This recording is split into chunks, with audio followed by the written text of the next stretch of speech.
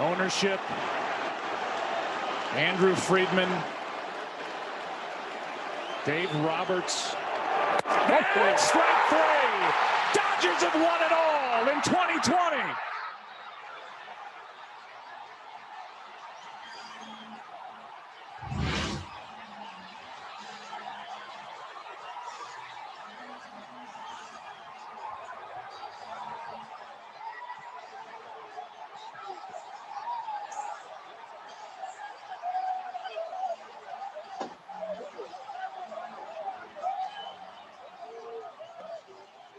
Yep, there you have it. The final call from one Joe Buck of the Fox Sports Network. Game 6 of the World Series, live from Globe Life Field in Arlington, Texas. Saw the Los Angeles Dodgers defeat the Tampa Bay Rays 3-1 and take the series 4-2.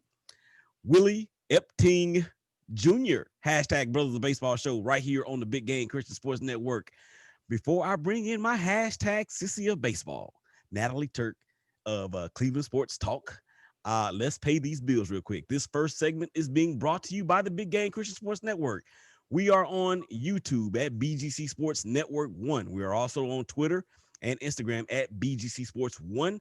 Make sure you click the subscribe button on the YouTube channel and become a subscriber and a listener and help us expand the brand for this show. You can find us on Twitter at Bros of BB. All right, stepping into the studio with me is my # sissy of baseball, Natalie Turk, Cleveland Sports Talk's own. What's going on, sis? Hey, Willie, how you doing? Here we are. Yep, here we are. And baseball fans all over the planet, our time has come, but sadly it has gone until the next, 4 months, 5 months until February, depending on what COVID does. So, as we just heard, Joe Buck, series over, 4-2. The Los Angeles Dodgers claim their 8th world championship since moving to Los Angeles. Definitely their first title since 1988. That spans 32 years. So, let's get on into this because this is what. Let me just say I called this, so I just have to get that right out from the beginning. You know what I had said in the rundown, or in the lineup rather, that we're gonna give them their props. I wasn't talking about giving Nat her props. Come on. I guess we can go ahead and do that. Go ahead, Natalie. It's all good. I have to. Yeah, you have to. So go ahead. That's right. I mean, in my heart, like I said, I wanted the Rays to win, but all along, I just felt that the Dodgers were going to take it, and they sure did. Yeah, and that they did. Game 6 was it was a well-played game, in my opinion. We're gonna get to some mistakes and some opinions here in just a moment, but I want to give the Dodgers their props, even though I hate them. Being an athletics fan, it is in the will and trust that we hate them. But yeah, I mean, the better team clearly won, and you had been saying really since you started contributing on the show with me that they were the better team on paper. I had been saying it all year. I actually even said it last year, that they were the best team on paper, and that Astros team, or that Astros World Series back in 2017 or 18 rather. I think that they were evenly matched, and then in the World Series matchup against the Red Sox, I think they were overmatched in that particular tournament or that particular series. But yeah, better team. Clayton Kershaw, Walker Buehler, man, can we give that dude some mad props as to what he did? Go ahead, Natalie. Yes, he did. I've been speaking about Kershaw all along, but Buehler, I mean, have to give him credit for what he did. His pitching performance was amazing, and they have that higher payroll. With that, they were able to bring out some of the best, and Buehler was definitely right up there. Yeah, no doubt. And as my microphone is trying to beat me up in my face, yeah, don't do that. Anyway, so yeah, and Buehler, to me, and I have been saying it all along. We're just gonna leave right there. He's the ace of the rotation, in my opinion, and that did not fail, as he was so dominant, but Kershaw was pretty dominant as well. And the fact that he did not earn MVP honors for the World Series, I don't really think is that much of a robbery, but he probably was maybe the most consistent player for the Dodgers. Now you got to give props to Corey Seager because he did something that nobody has done since 2014, and that was when the NLCS MVP and the World Series MVP. Excuse me. So congratulations to him for that. And I think he's only like the fourth shortstop in the history of the World Series to win the MVP. So I didn't say it in the beginning, but congratulations to the Los Angeles Dodgers and all their fans all over the world. And I'm happy for Dave Roberts. I'm happy for Clayton Kershaw, but I'm really not happy for Dodgers Nation, fan nation. What say you? So I agree on all parts there. In my heart, I wanted Kershaw to win the MVP. I've been chanting for him to win it, probably just more for personal reasons. Just because he has, pitched in, I think it's almost 100 and some postseason games. I mean, and just, Father Time is maybe not on his side. And I kind of just really thought it would be a cool thing for him to win the MVP. I think he had two solid pitching performances in the series. But you can't argue that Corey Seager was deserving as well. But for personal reasons, I would have liked to have seen Kershaw win it.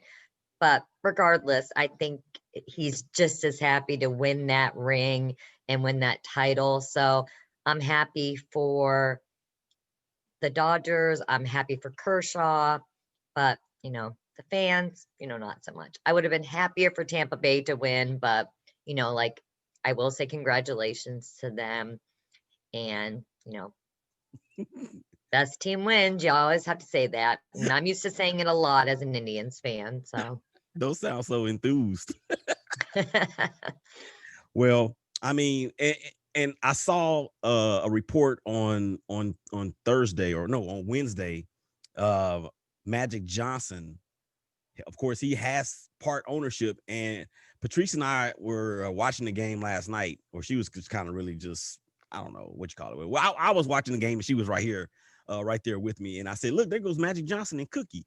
And she's like, what are they doing there? I said, well, he owns a piece of the Dodgers. So now Magic has a championship ring in baseball. He has he's got several championship rings from the NBA. And he's also got a championship ring from the WNBA because he owns a piece of the LA Sparks. Did you know that? I didn't know about the LA Sparks. So, I mean, he is spreading his wins and his rings all over. So that's an interesting fact. Yeah, and he is one of the people that I am happy for as well, because the story about Magic Johnson is written all over the place in regard to HIV and his philanthropy and all that stuff. But I'm gonna tell you another person, or I'm gonna repeat rather, a person who I am very ecstatic for, and that is for manager Dave Roberts. And the reason why that is because of the boneheaded decisions that he made in the World Series against the Astros. And Natalie, did you know this? That Dave Roberts is only the second ever African-American manager to win a World Series title as a manager.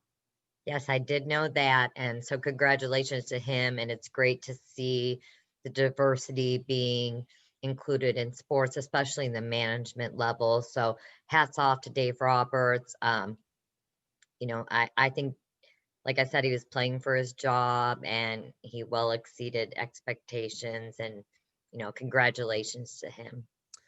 Yeah. And I'm gonna say congratulations to the Dodgers once again, even though I don't want to, but this is what it hurts, but we have to do this. So it's all good. All right. So now that we've given the Dodgers their props, let's tear down Tampa Bay for just a few more, really for the rest of the segment. Much controversy will be discussed not only on this show, but I'm pretty sure on shows all around the planet. And that is the move that manager from the Rays, Kevin Cash, made to yank Blake Snell in the 6th inning after Blake had only thrown 70 some odd pitchers, that already struck out 9 and was dealing and was in a rhythm. And I can't remember who the batter was, but he got on base and Cash immediately, I mean, without even hesitation. I don't even remember him sending the pitching coach out there, Nat, No. immediately and yanked him.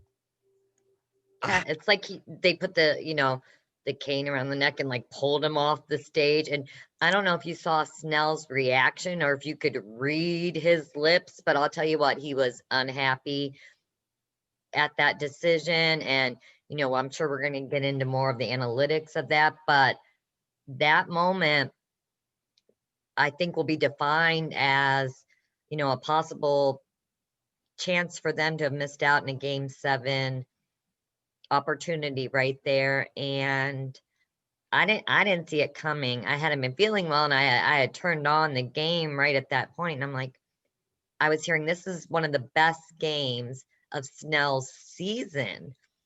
And, it's not like he's walking the bases loaded and he's in a jam, or you just didn't see it coming. And it just sparked outcry on Twitter and households everywhere. So Yeah, he got roasted on Twitter, and I actually posted on Twitter at BrosABB, and I did mention you too, you Natalie, as well as the BGC Sports Network and Cleveland Sports, who I have an announcement about that coming up in the second segment.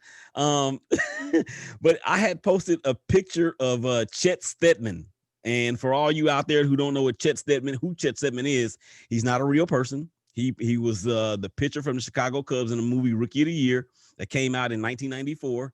And he was that pitcher that was on the downside of his career and was still trying to recapture the magic. So when the home run was hit out of the park and Henry threw the ball back into the field of play, Chet Steadman had this look on his face like, so that's the look I said that Blake Snell had when he was yanked out of the game. That's the feeling that he had on that. But I think for Cash, he I don't know if he went with his gut or if he went with the analytics. And I had actually heard after the game that he had gone with the analytics of the whole thing, which to me didn't make any sense. So do you think, Natalie, that analytics had a lot to play in that decision? I think so, because they're known to stick with that. So they don't want to see the pitcher go through the third part of, the order 3 times. So that's what Snell was getting ready to do, was face the lineup for the third time around. So he just went straight with what he's used to, what he knows, what works for him. And I think that's a whole nother show we could have on, was October 27th, the day that the numbers died in baseball. Are we going to have another talk about, do we need to rethink this whole thing? Because being on that stage at that point, do you trust and just play ball and let the analytics just fly out the window? Or do you stay along with the formula that has worked? And I personally think that he just decided to stick with what he's used to doing and how he's used to managing, and it quickly and immediately backfired, as soon as a reliever came in. So that will definitely be one that it's going to be talked about. And I think it may even change, probably not every part of analytics in baseball, but it may have some impact on it. Yeah, I agree. And with about a minute left to go in this first segment, sometimes managers can really get ahead of themselves.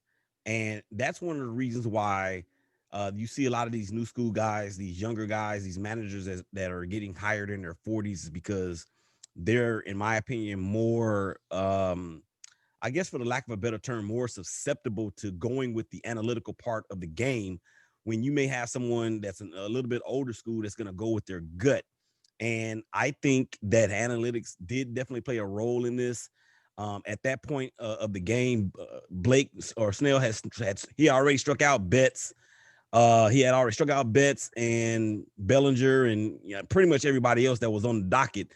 And I feel like if he would have just let it go one more batter and then made a determination, then it may have been a different result. All right, so we're winding down the first segment of the hashtag Brothers of Baseball show as we're capping off the World Series won by the Los Angeles Dodgers. 4 games to 2 over the Tampa Bay Rays. Baseball fans all over the planet. Big day, the dopest engineer on the rock. Natalie, Turk, Willie Epting Jr. Hashtag Brothers of Baseball. Y'all come on back and holler at us.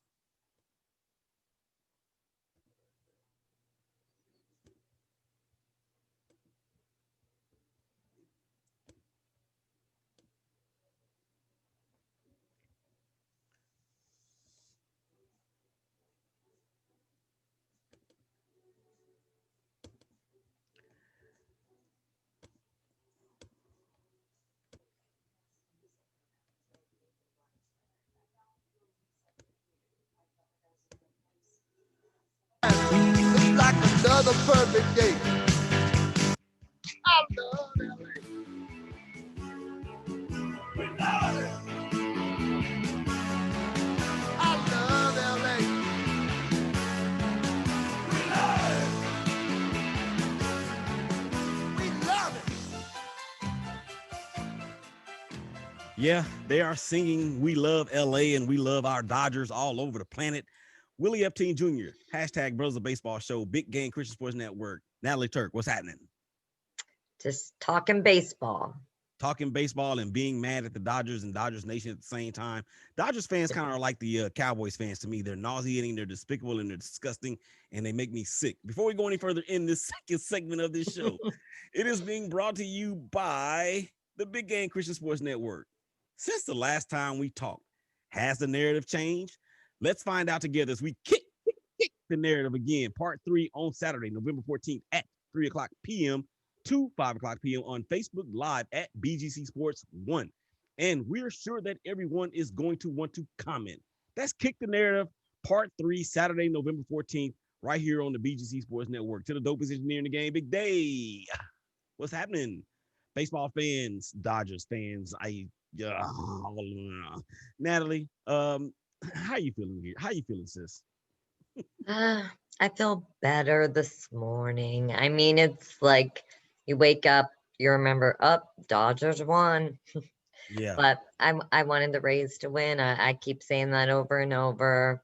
And, heartbroken for them. But like we were talking last segment, have to congratulate the Dodgers as much as we don't want to. That's what being baseball fans all about. I guess they are title holders. I was kidding. I thought it was really funny when someone, they have been teasing all season long that this was going to be like an asterisk by the World Series. And I always said if the Indians won, I was going to say it was the greatest thing ever. And I heard someone call them the Los Asterisk Dodgers. So I was like, oh, I like that. Like they won the asterisk World Series and then it doesn't count. So I kiddingly said we can just go ahead and pretend like, say they didn't even win. Well, I mean, I understand that point, and I really do get the argument, but they won it fair and square, unlike the Houston Astros from 2018. Oh, They isn't should that right? They should definitely have an asterisk by their championship, but that's neither here nor there. And we can actually spend a whole weekend without any breaks talking about that. Yeah, and just in case you guys did miss it in the first segment, we did talk about the Dodgers and the decision made by Kevin Cash. WWE is making an appearance on the show. Kevin Cash for the Tampa Bay Rays and the yanking of Blake Snell. Gave our congratulations to so many of the players and managers and management for the Dodgers. All of them, except for their nauseating fans, we're going to congratulate, but that's neither here nor there. All right, so we're going to move on forward here in the show. And let's talk some MVP, because Corey Seager of the Los Angeles Dodgers, and we talked about it a little bit in the first segment, but he's your World Series MVP. If it wasn't going to be him, who else could you have seen winning it? I'm gonna assume that you're gonna say Clayton Kershaw, since you did pick him to win the Yes. thing. I'm like a broken record, so we can just, forget what I was going to say, but absolutely. I was going to say Kershaw pitched 2 solid innings. Game 5 wasn't quite, as dominant as his first start. However, it didn't have to be with the Dodgers lineup, but I would have definitely picked Kershaw if it wouldn't have been Seager, but Seager is very deserving. Yeah, and as I alluded to in the first segment, he's the first person since 2014 to win the MVP honor in both the LCS and the World Series. As I said, he's also he's only the seventh. No, he's actually the sixth shortstop to win a World Series MVP. Do you know who the others were? I do not. Edgar Renteria in 2010, David Eckstein 2006 with the Los Angeles Angels of Anaheim, Derek Jeter in 2000, Alan Trammell in 1984 for that Detroit Tigers team that got out to a 35-5 start. And then Bucky Dent, the shot that was heard around the world when he went deep and put the Yankees out in that particular ALCS. So, yeah, so congratulations to Corey Seager. 400 batting average in the Fall Classic. And hey, what can you say, man? He had so many great hits, so many big hits. It wasn't even funny. And I think he actually ended the postseason with maybe 8 or 9 home runs total. Any thoughts on his accomplishments in the World Series, Nat? I was going to say the same thing. I mean, he did hit 400. I thought I heard 10, but maybe that was a little bit off. I think I'm thinking of Arizona, but Seager, he came up clutch, led some rallies for the Dodgers, and I would have maybe thought Mookie Betts would have been in that company as well, which he is, of course, at the start of the series, but Seager really stepped it up offensively. Yeah, I think Betts, he kind of fell off. He had that one game, I think it was game 4, where he was 0 for 5. And then there was another game where he also went 0 for. So after the second game, I think his MVP chances were significantly lessened due to those at bats. You know what? I wanted to say this because we're talking to Natalie Turk, and she's not a guest anymore. She's family. And we met on Twitter. I'm kind of getting off but I got to do this. We met on Twitter, and it's the power of the hashtag. Power of the hashtag, ladies and gentlemen. Hashtag our tribe. And she saw it, and we following each other. And now she's a regular contributor and an outstanding analyst of baseball. Cleveland Sports Talk. She's a writer for them. And thanks to my hashtag sissy of baseball, Willie Epting Jr. is getting back into the writing game. And I want to thank you, Natalie, for introducing me to Zach via the web. And I submitted an article to Zach earlier in the week. He liked it, and he immediately put me on the team. So I am now a freelance writer for Cleveland Sports Talk, and I am very, very excited and happy to do that. So thank you, Natalie, for the plug on that. Well, no thanks needed. I appreciate you having me as a guest, and like you said, we're family now, and you earned that spot yourself with the writing, that you submitted to Zach. So you don't need to thank me one bit for that, Willie. I appreciate that. All right, so let's get back to the World Series.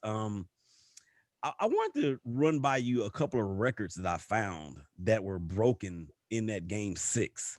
And probably the one that really stands out the most was the fact that there were 27 strikeouts in game 6.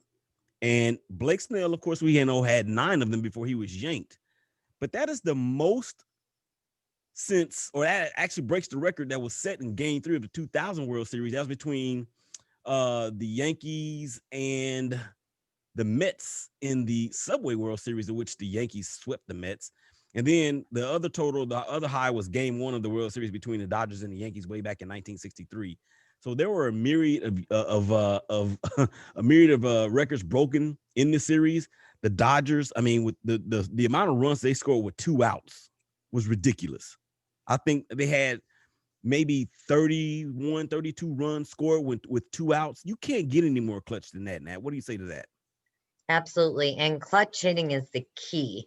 So, like I always say, you're never out of the game until the last pitch is thrown. And I think a lot of fans forget that. And Dodgers fans really don't need to, because, they realize that 2 outs, 2 strikes, no matter what the count, their team's still in it. That offense is ready to go. They don't give up. They work to count. They have patience at the plate. So I think that explains a lot of, their success, especially. No doubt. And a few other records that I like to see, or I like to talk about, because I like seeing records fall. 21 home run, well, not really records, but just numbers of note. 21 home runs hit total in the series. That was third most for any World Series, and the most since 2002 that involved the Angels and the Giants. The Dodgers actually hit 12 home runs in the World Series. That's tied for third most. That was with the Yankees from 1956.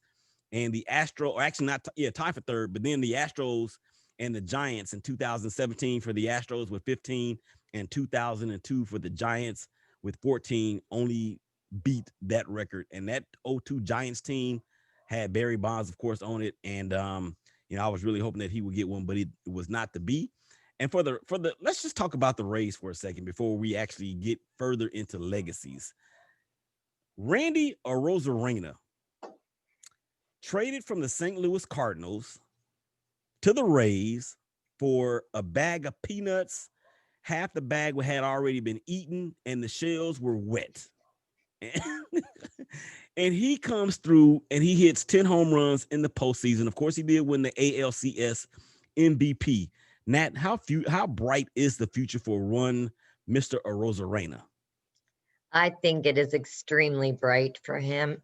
Excuse me. And going forward, we discussed, they are the smaller market team, but they do have, like you said, they're able to pull players like him out of a bag of peanuts. So, and I think his future is bright. He is an excellent asset as far as offense. His base running skills may be a little bit suspect after that big stumble in game 4 when he rounded third. And no, I'm just teasing, but he's used to power hitting him, out the park. So he's not really used to having to worry about getting caught between the bases. But, that's just a little joke to him. I actually think he's such a great player, a lot of respect to him. And just their chemistry is a lot of the reason why I wanted them to win. Yeah, and I agree with all of those sentiments about the young guy, the young player from Cuba. His future is so bright, and barring, I just hope that he doesn't come down with any sort of injury or gets complacent or anything like that. All right, so let's talk legacy. Let's talk legacy, as we got about 6 minutes left to go in this second segment. Clayton Kershaw got the ring. He's 170, has won 175 games, I believe it is, in the regular season throughout his career. I think he's lost only 75, so he's 100 games over 500, if I'm not mistaken. One of the lowest, if not, no, actually, he has the lowest earned run average of all time. Is he now considered one of the best? And I'm sorry, not one of the best. Is he now considered the best pitcher of all time? I would not say he is the best pitcher, but he's definitely up there. So I probably rank him in the top 10 for sure, maybe top 3. I mean, depending on how far we want to go back in history, but with the the solidifying of winning a title, that definitely helps him get that, that title, just that push up as better pitcher, because they look at that, when picking if you're going to have you won a ring, and so now he has won that ring, so that may push him above a few of the others who may have not, but his stats speak for themselves. And just personally, I think he's a great person and good man, just from what I know and have read from him. Yeah, and as a matter of fact, I threw that all-time number out there, and I really don't like doing that. So I want to apologize to you for putting you on the spot like that. But so I'll reverse it and say this. Yeah, I kind of stumbled through all that. So thank you. Yeah. And it is a stumbling type of a question, but let's do it this way. We can actually put it this way. Is he the best pitcher that you've ever seen? Because a lot of those pitchers that we talk about being all time, Bob Gibson, Sandy Koufax, right? All those guys. He's definitely, in my opinion, one of the top 5 pitchers that I've ever seen play. And you have to throw in there Pedro Martinez, and he did it on the biggest stages as well. You got to throw in there Greg Maddux. You even have to throw in there Roger Clemens, in spite of all of the innuendo with his performance-enhancing drug usage or lack thereof, or whatever the case may be. But yeah, definitely one of the best I've ever seen. You can even call him the best of this generation. And what I like most about Kershaw is what you said. He's a great man. He's one of those guys and has actually done it. He will go over to Africa and dig water wells and buy school books and all those kinds of things.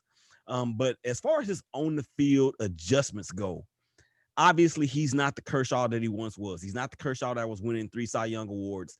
He's not the Kershaw that was winning MVP awards. But what he is a smarty.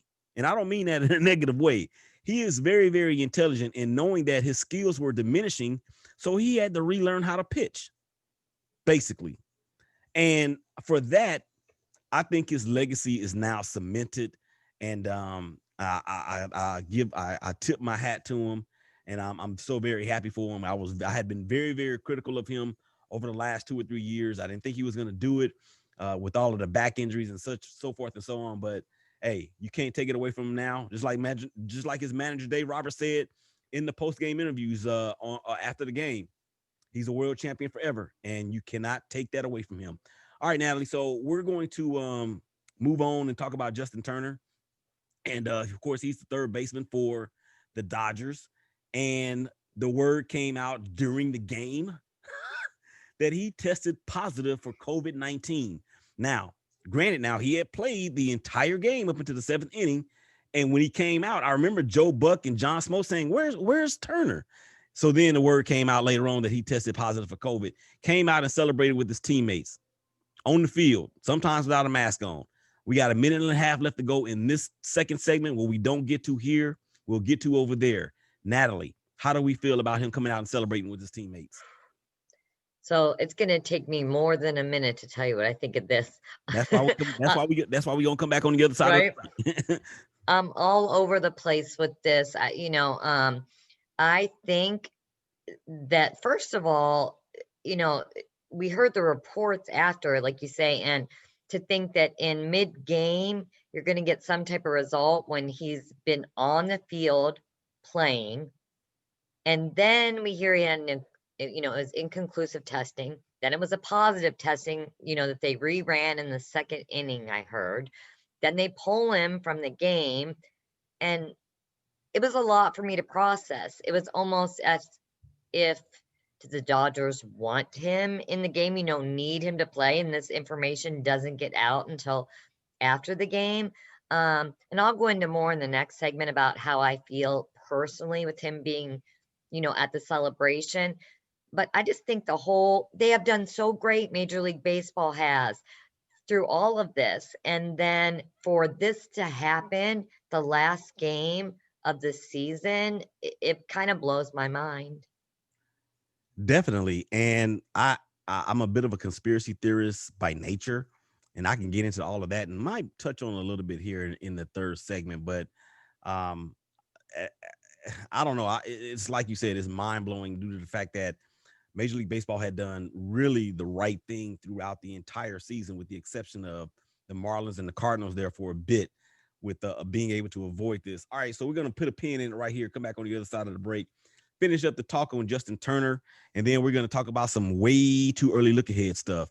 Hashtag Brothers of Baseball, to the dopest engineer in the game, Big Day, Natalie, Turk, Willie, Epting Jr. Y'all come on back and holler at us.